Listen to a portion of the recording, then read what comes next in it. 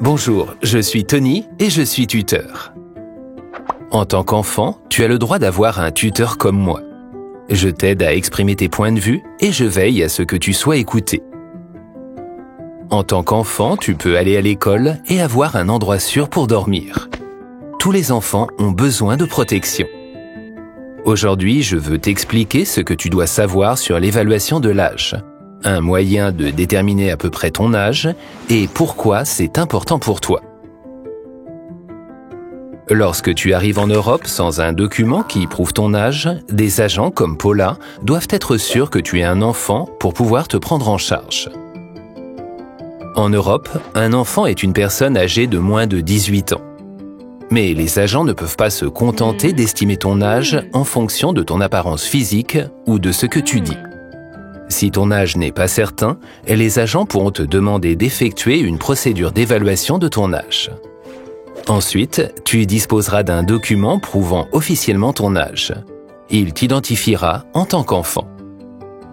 Il existe différentes façons d'évaluer l'âge d'un enfant, en commençant par la plus simple. 1. Un entretien avec un officier comme Paula. Elle examinera les documents que tu lui donneras et te posera des questions sur ton histoire. 2. Une rencontre avec un psychologue pour enfants, comme John, qui te posera des questions générales sur ta vie. Ou 3. Un examen physique réalisé par un médecin pour enfants qui vérifiera ton poids, examinera ton corps et peut-être tes dents.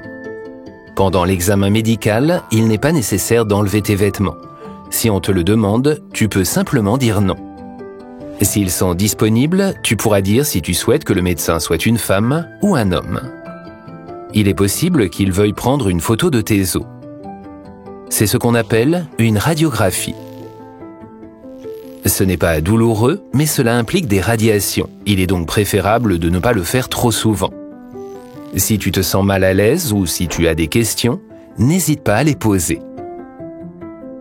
Autre chose importante, les résultats peuvent parfois te rendre un peu plus jeune ou plus vieux.